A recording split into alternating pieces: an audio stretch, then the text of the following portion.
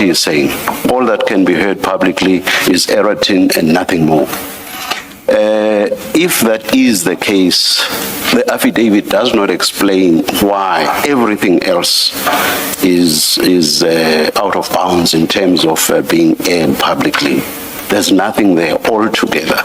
For example, let's take what is contained, just one example, the communications between General Khan and Mr. Sayed.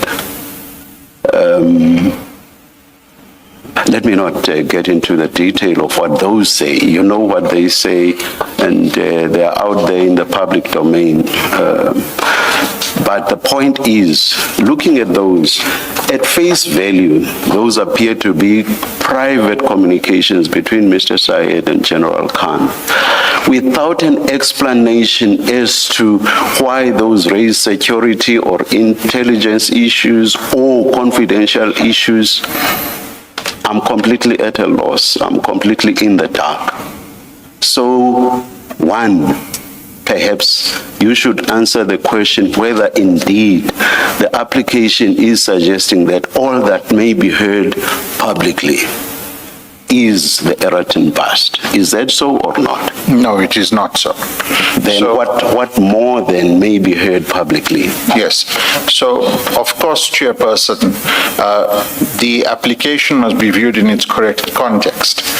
And part of the context, and I do not wish to detain you more than is necessary, part of the context is that as late as last week, we received something like 370,000 line items of WhatsApp messages. Yes.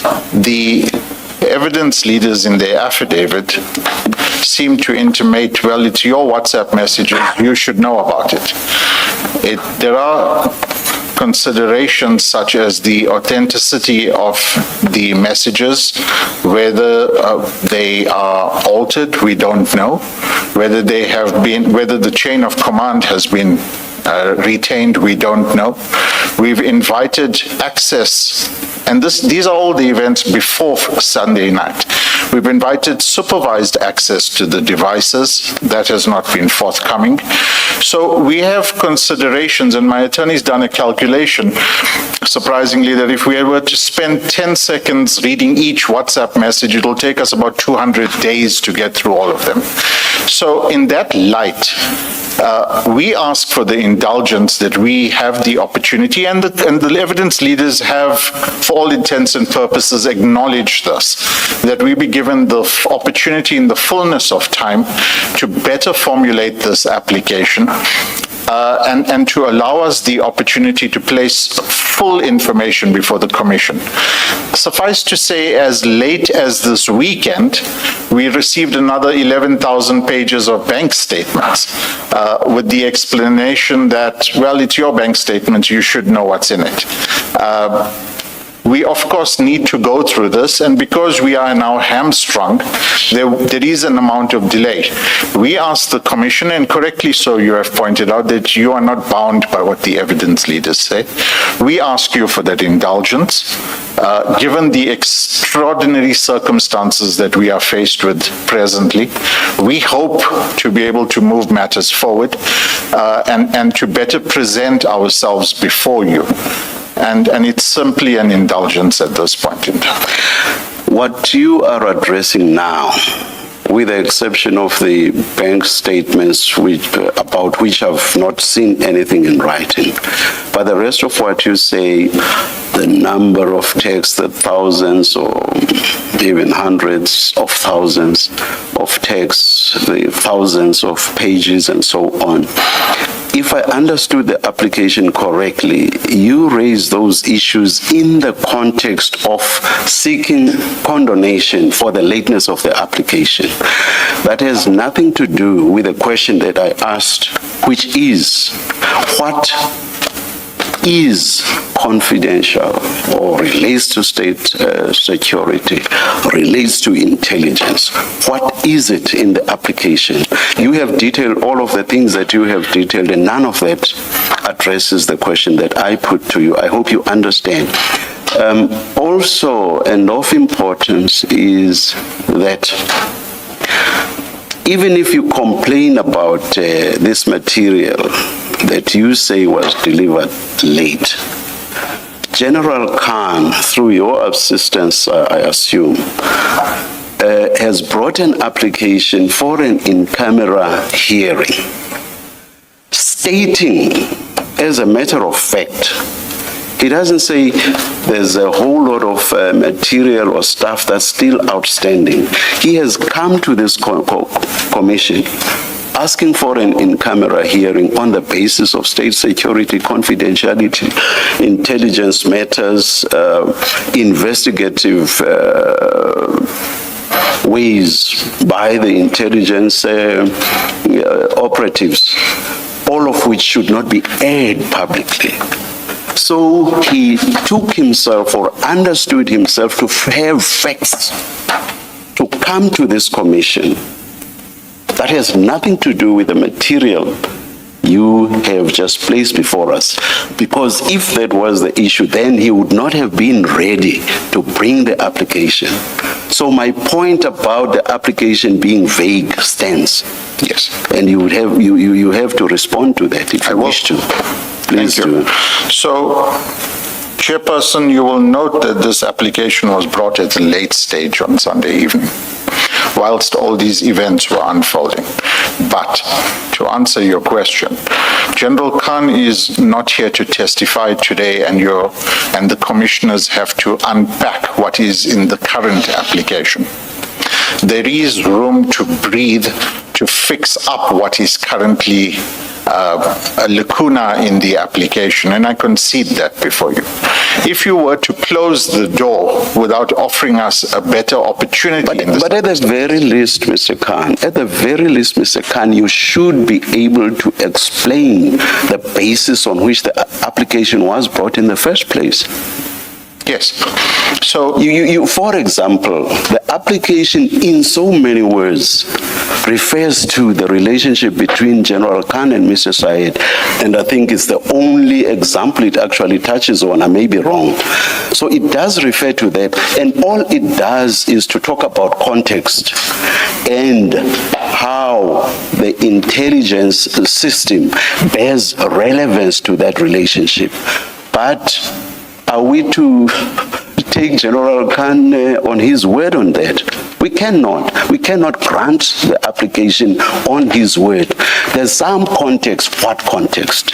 There's some bearing. What bearing? We are completely in the dark. We cannot grant an application like that. So it's on that basis that I say, why did General Khan come before us? At that stage, he was well. He had not been shot. And by the way, let me place it on record that the Commission has in so many words expressed its words. And condolences. Thank you, Commissioner. I've only heard but I'm a third language English speaker. I've only heard condolences used in the context of someone who has passed on. I'm not saying it's not used in the context in which you are using it. But you are quite right. We have, as a commission, expressed those words. But the point I'm making is, at the time this application was crafted and brought, he was well, no question there. So I have difficulty understanding the basis on which the application was brought in the first place. Serious difficulty with that. Yes. That there has now been an offer which General Khan, through you, is grabbing is something else altogether. Was there an application before us in the first place? If there was, on what basis was it brought before us? Okay. So, because I mean, I have said it's vague. I could actually go further and say it's hopeless. From where I'm sitting, it's hopeless. So, Chairperson, we are faced with the following situation. This application was brought on Sunday. On Monday, the evidence leaders conditionally opposed this application. There isn't even a replying affidavit before you at this stage because of circumstances. Now, the basis, and I don't wish to argue the matter fully, the basis of the claim for an in-camera application is set out under certain headings in the application. The evidence leaders have come back and said it's not sufficient, we want more clarity. That could very well, in the fullness of time, come in the replying affidavit, which should not be new because it talks to the headings. But to answer your question, what's the basis, why at the late stage, and I understand your question. This matter has been unfolding for some time. It is on the back of further evidence that is being presented at the Commission. There are circumstances that are set out in the affidavits in the High Court application. So there are a lot of moving parts in this matter that remain moving. One may look in the crystal ball and say, yes, you should have brought this application at an earlier stage. One may criticize the legal team, but the reality of the matter is that we have...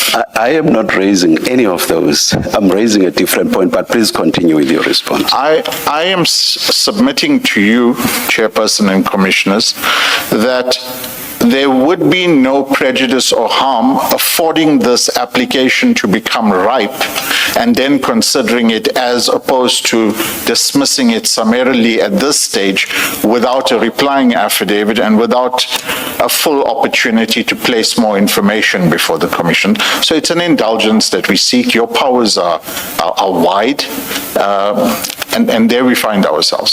So do I understand you to be saying you have no answer to my question, because even up to this point you have not answered my question. Do I understand you to be saying you have no answer, and that perhaps everything will become clearer once what you call a replying affidavit has been filed? Two issues presenting themselves before you this morning for consideration.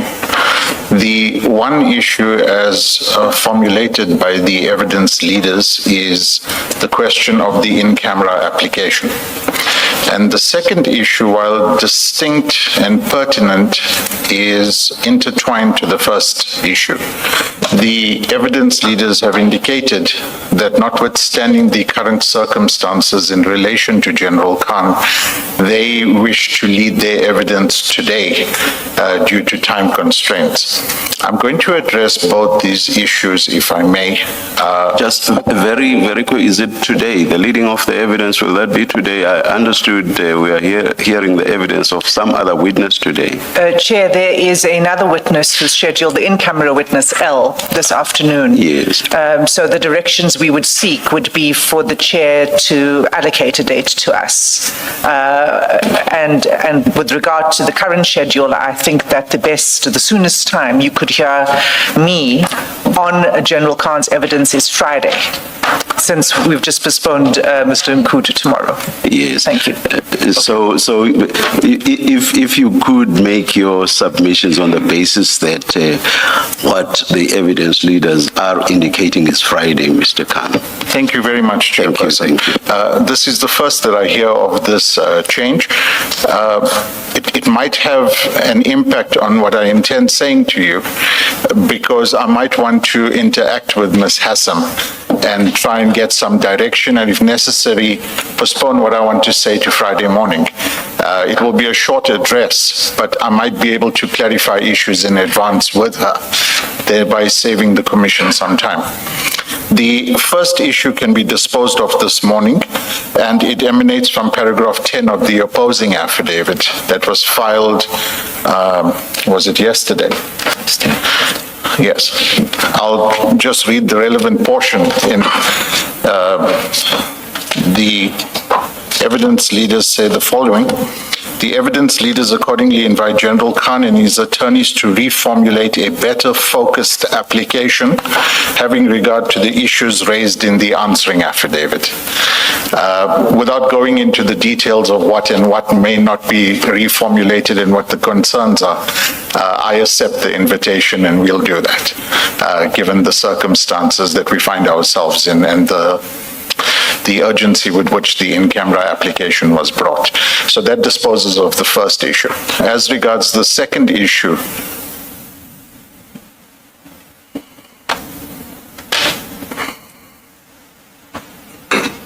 Yes.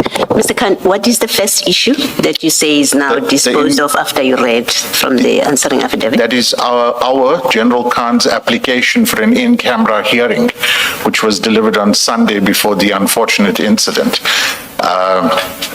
So the evidence leaders yesterday delivered an opposing affidavit, but it is a qualified opposing affidavit where they concede that there are potentially certain matters that may be sensitive and requiring considerations of in-camera application.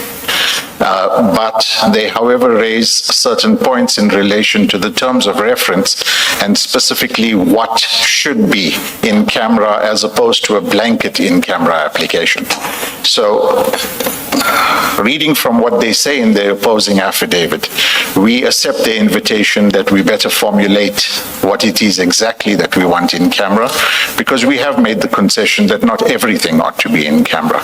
There are other considerations emanating from this as well, which we've communicated to them, and we don't need to detain you with, but there might be a need for IDACT to comment on certain things that we wish to say. So it's a work in progress at this stage, and because of General Khan being indisposed, we believe that we can do a better job and present this application better considered by both legal teams before you. Will this, constitute, or is what is still to be filed a supplemented affidavit, the application remaining the same? Yes, absolutely. All right. Subject to the proviso that despite what is floating around in the media and doesn't bother us too much, that General Khan is actually unconscious, sedated, and we haven't been able to get access to him for purposes of further instructions in relation to this. So obviously the supplementary affidavit will arrive as and when we are able to present it.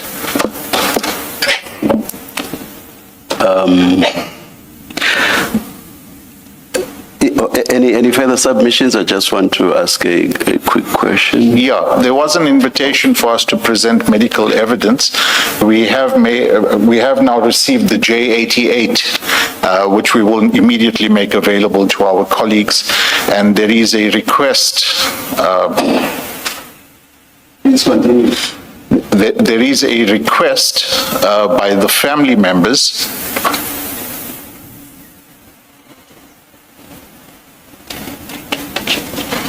Yes, Mr. Khan. Yeah, it's a redacted J88. There is a request by the family members that I invite, given what is being said in the media and in the social media, and the concerns raised by the police, there's allegations that this is a contrived shooting, etc., and that General Khan is in fact lying relaxed in hospital eating jelly, that we invite the chairperson and or the further commissioners to have access to him in hospital and to speak to his medical attendants and verify and satisfy yourself that he is in fact in an extremely critical situation as set out in the J88. Morning, Mr. Khan. Good morning, Commissioner. It's just not clear to me what you want us to do with the current application. Do you want it to be postponed sine die while you supplement? Absolutely. And the idea, as I understand it, is that you are going to specify what you are referring to in prayer 2, because as it currently stands, it's too wide. So the idea is that you will specify it in line with the invitation in paragraph 10 of the answering affidavit. Absolutely, it's that.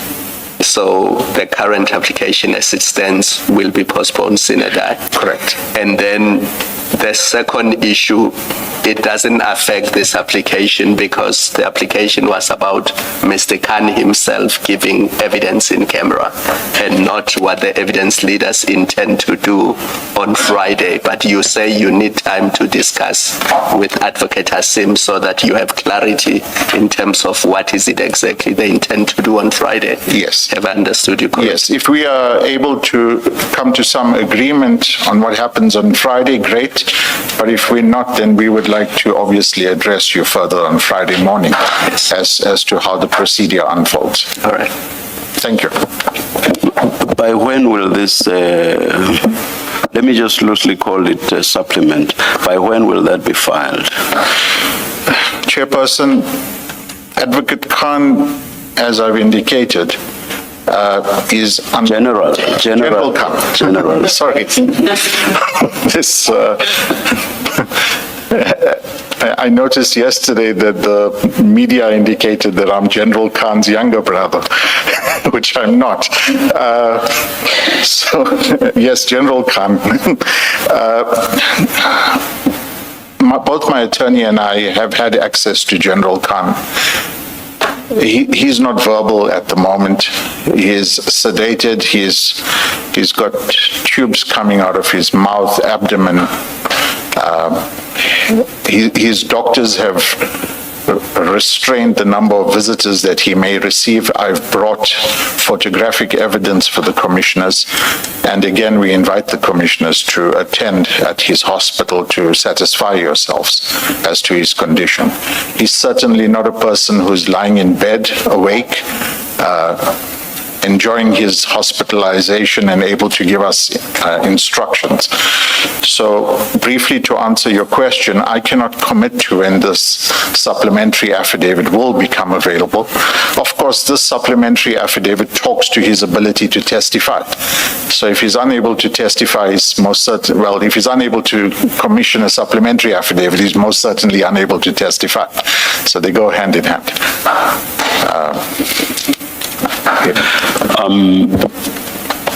Mr. Khan, if we were in motion court, you would be asking a judge to remove your matter from the roll because the judge would have raised difficulties with your application, and you would be aware that if you were to proceed, it's likely to be dismissed. So the mic is So that's where you find yourself, and speaking for myself, I understand your difficulty because you are counsel. You don't have the authority to withdraw or to tender a withdrawal. You would need to take instructions. But it seems to me that the proper thing would be for you to say the application should be removed from your roll today, and your attorneys will decide what to do with it. They may very well give a notice of withdrawal. But you seem to be understanding Commissioner Baloyi's position because none of what she says prevents General Khan from bringing the same application properly motivated. Because even your notice of motion, your prayer too, as it stands, I have serious difficulties with it. So it's not a simple case of just supplementing or filing a replying affidavit. You need to fix your notice of motion as well. So it makes sense to me that the application has to be withdrawn, and if you are so instructed, you file a proper, motivated application that deals with the issues that you want to be heard in camera. Because as it stands, those are not there. It's just blanket statements that, we do not understand. So with that in mind, maybe without wasting any further time, just tell us what you want to do, and Chair will consider that and we will move forward. Thank you, Commissioner. I've heard you say that without giving legal advice, a prudent course might be to simply remove the application, and I'll ask that we remove the application from your roll. Thank you very much.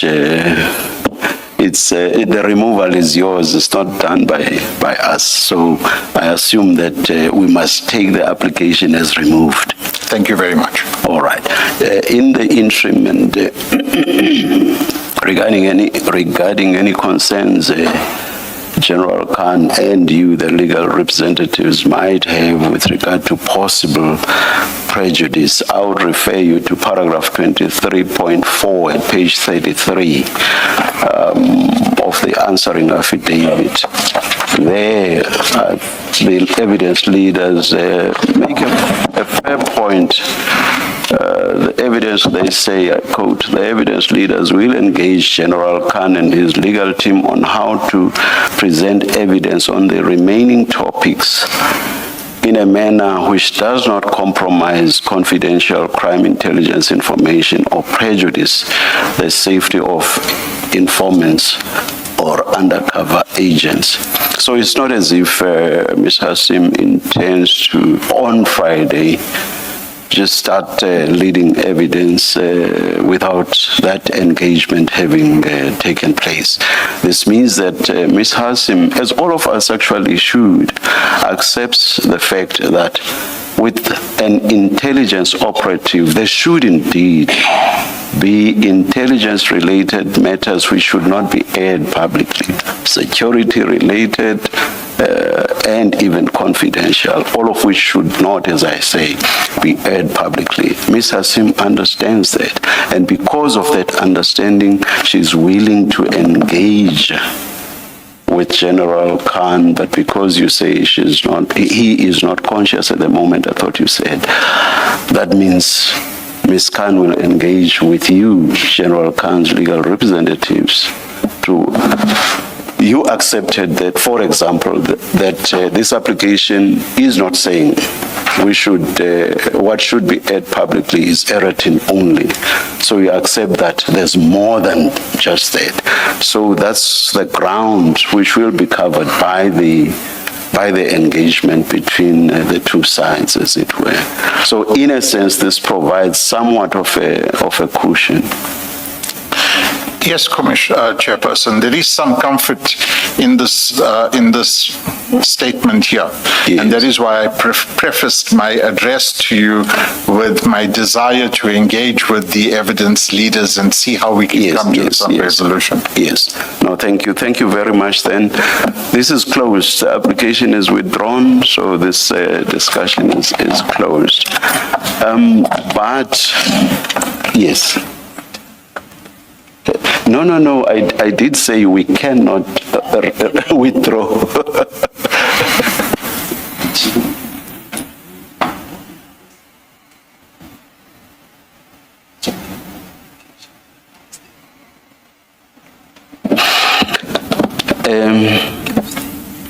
There's an issue or two that I wish to address, Mr. Khan. Up to today, we have never had to follow, interact with, pronounce on, or engage with issues that are out there in the media. But this time around, I do wish to raise issues that were in the media. Here's the background.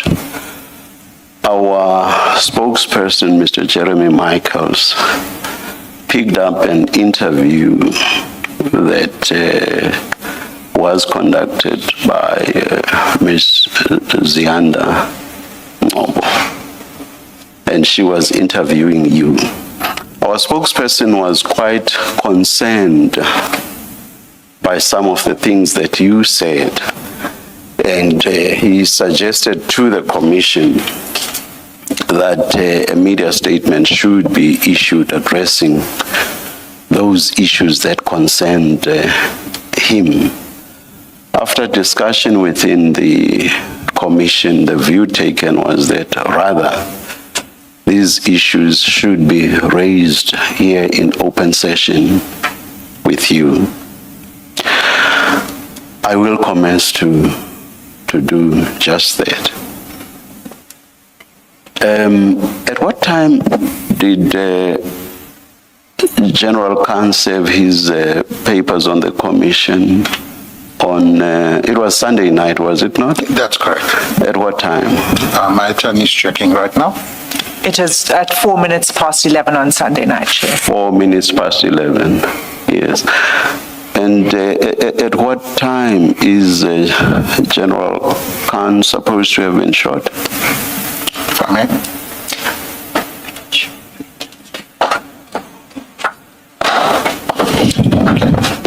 We do not say with certainty, but it appears to be approximately 11:30. 11:30. Now I want to refer you to a response. We have a transcript of the interview.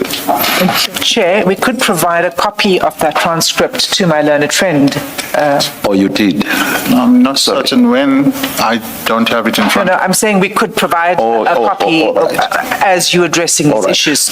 For example, that, and I'm traversing other issues such as the police raid at the premises of General Khan, that the media were in fact there before the police arrived.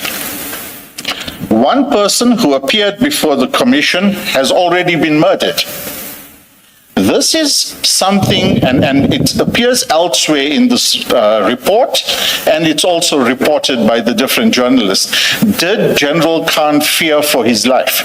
He communicated directly to me and my attorney seated next to me that in light of all of these events, and he specifically mentioned the murder of somebody that appeared before the commission, that he feared for himself. And you'll see in this report, I say, he used different vehicles, he took different routes, and he consulted his legal team at different locations. I go on to say there had been an attempt on General Khan's life as he was to appear before the commission, and there is grave concern that there might be a compromise within the commission. General Khan had expressed to my attorney and myself that in fact his team was the unit that did the security services for the commission itself. Now, this is not to say, and I say this unqualifiedly, that this is not to say that there is a leak within the commissioners, within the evidence leaders, but there are police officers involved in these incidences that General Khan was concerned about. And that concern was carried over by his family to the police trying to get access to him on the morning of the incident. But lastly, I say, and I qualify this, but at this stage it is speculative, it is speculated by the family, if that assists, Commissioner. You see, this is not only about what you intended to convey, but it is also about how reasonable listeners would have understood this.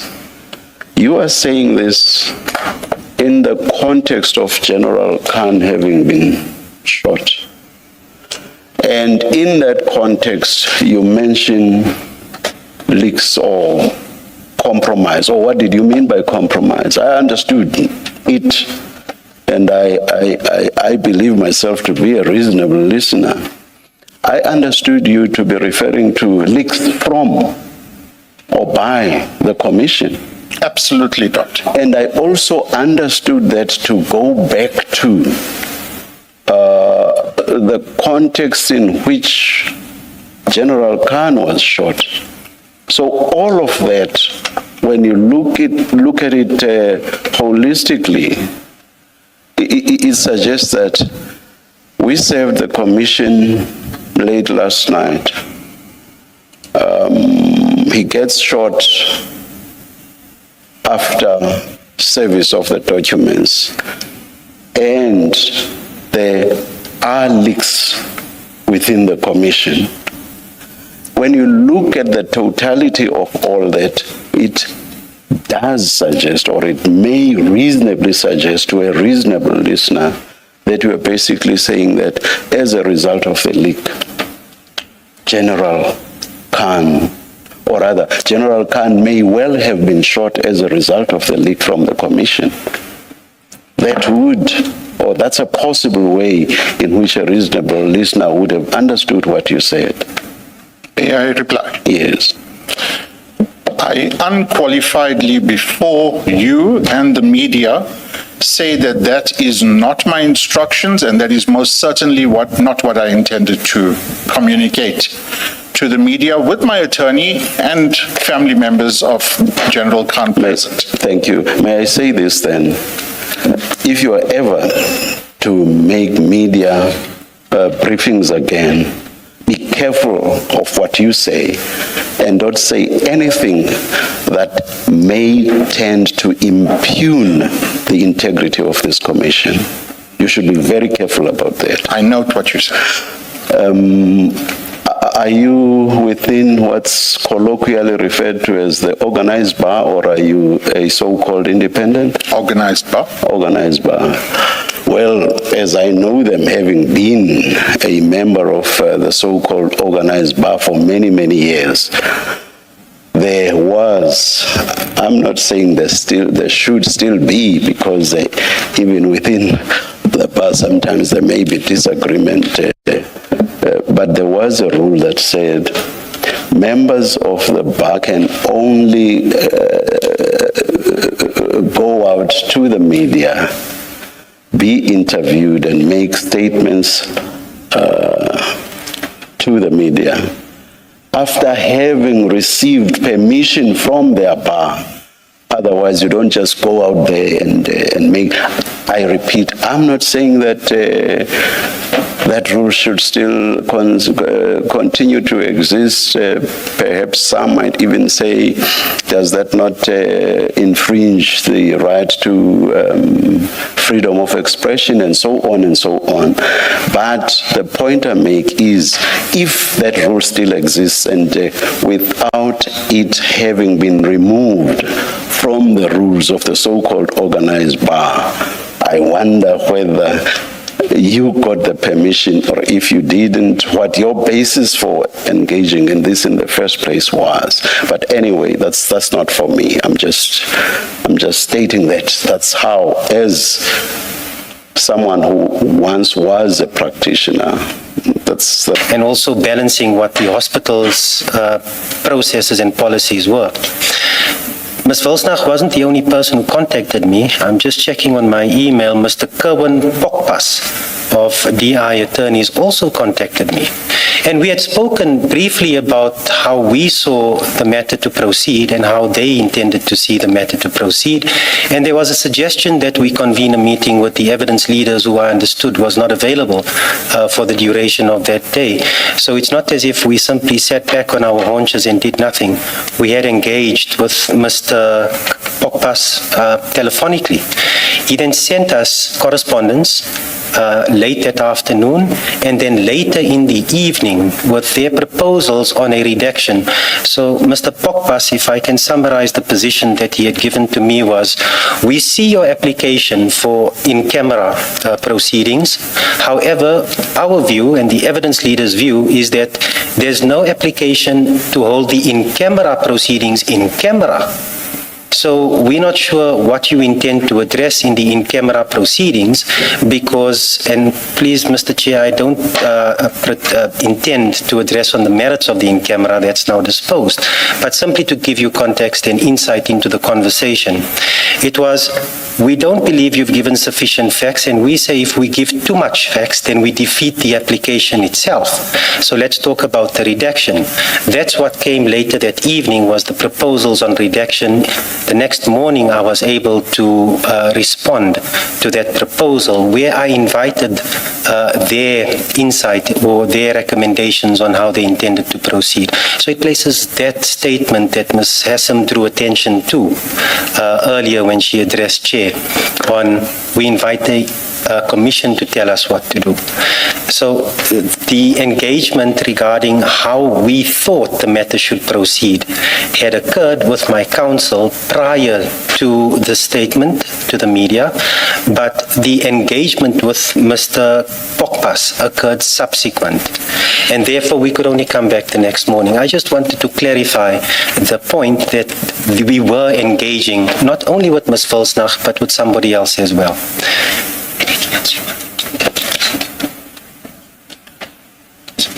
And then The second point, Mr. Chair, is that there were 3 disclosures, in fact.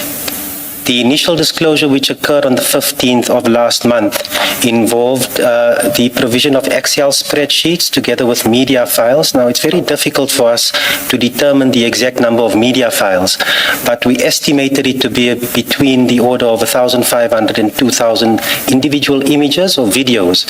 So one can't really give an accurate picture there. We were left with an Excel spreadsheet, in fact, 2 Excel spreadsheets, which in total came to 370,000 odd individual line items. When we say individual line items, we mean each individual message with what appears to be metadata, timestamps, the content, the sender identification, and the receiver identification. That's 370,000 of those line items, which we now have to go through and try to make sense of. So, in as much as Ms. Assam says that they tried to put it in a better format, I agree. But that came a few days later, and I believe it was on the Thursday evening before the weekend's incident. That Thursday evening, we received a USB stick and a link to a Dropbox folder. And that had a number of the WhatsApp chats, which later then carried over to the final disclosed bundle. But not only that, it contained file metadata and a host of other documents which appeared to be forensic documents giving an indication of accuracy or authenticity, which we couldn't really go into. We were interested in the chats. That came to a number of pages, which we didn't calculate at the time. We were simply trying to put it into a better format. Before we could complete that, Chair, that's when the third disclosure came, which was on Saturday afternoon, and a second email on Saturday evening this past weekend. And we tallied up the pages. That was 11,373 pages had we printed those documents as they stood in 3 files. File 1 was what Ms. Hessam describes, and I accept what she describes, a more streamlined version of the WhatsApp chats. And our estimation was that was about 6,000 to 6,500 pages of WhatsApp chats. What was new was the affidavits that form part of file 2 together with transcripts, which we hadn't seen as part of a disclosure, together with some other information, and the financial information, which, and I accept that there was a summary, or what appeared to be a summary in Excel format, and the source documents as well. All of that came to what we predict or what we estimate to be about 5,000 additional pages. Now, it's not that we can simply take it at face value, because the Excel spreadsheets were the source documents on which the summaries were based. And when we consulted General Khan, our client, on Sunday, he said the figures can't be right, so we needed to interrogate them. So it's not as if this was information that we should readily have at our fingertips. We needed to firstly read it, understand it, engage with our client, be directed to the right person to give us definitive answers, and all of that takes time. So just to place it in that context here, I think you would then perceive the difficulties that we were trying to describe from that position.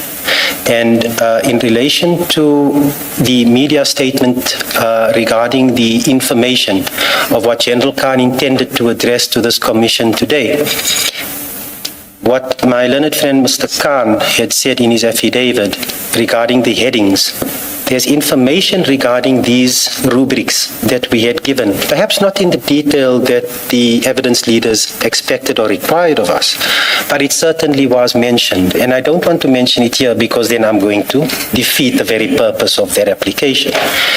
It was mentioned. It doesn't come out of nowhere, and that's the point that I try to make to Chair. I'll leave my submissions there unless Chair has any further questions. I had asked a question to which there has been no response. I said, how could you have said this based on the nebulous information that has been placed before us now? How could you have said this publicly for all of South Africa to hear? Based on this very nebulous information, how could you? Thank you for the opportunity. Chair, you will recall that on the morning, the hospital was full of police from different units, as indicated to you. We are communicating with the family. We are attempting to get information from the doctors. I'm taking instruction from my attorney.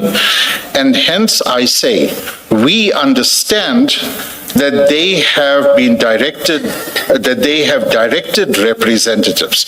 I don't say they have. That is simply the understanding that is conferred upon us. Now, I'm getting this information from multiple sources. The hospital manager, my attorney, the family members. When I was at reception myself waiting to gain entry and I was refused, there were policemen that arrived at reception wanting entry on behalf of the commission. So when I report this, that we understand that they have been directed by the Madlanga Commission, I'm certainly not saying at that point in time that the Madlanga Commission did this. We're saying we understand, and we're getting this information from people that are arriving there. And Chair, you will recall... Just articulate this understanding again, because I just felt that it doesn't convey what I'm seeing here. Just articulate your understanding. So when I say we understand that they directed representatives to arrive at the hospital, I am getting this information from my attorney, from the family who have been there all night, with repeated swathes of policemen getting there, trying to have themselves access the hospital wards. We interacted with the hospital manager in respect of security from the hospital side. And of course, I had my own observations at the reception area. So once somebody says they come from the Madlanga Commission, you simply accept that and publicize it without any question, without even seeking to establish its authenticity. You just go out there publicly and you say something like this about the commission. Chair, we understand criticism that is being leveled at us. But these were all qualified as speculative. We are informed, we are told. This isn't the first morning. Yes, there was speculative, I think twice with regard to the first aspect I engaged you on. I do not see speculative here. But I say we understand. What difference does that make? Well, the person applying their mind evenly to this thing will certainly understand that this is not concrete information. It's our understanding that's been conveyed. You see the meaning you want to convey would apply to this or make sense if this was what you had said.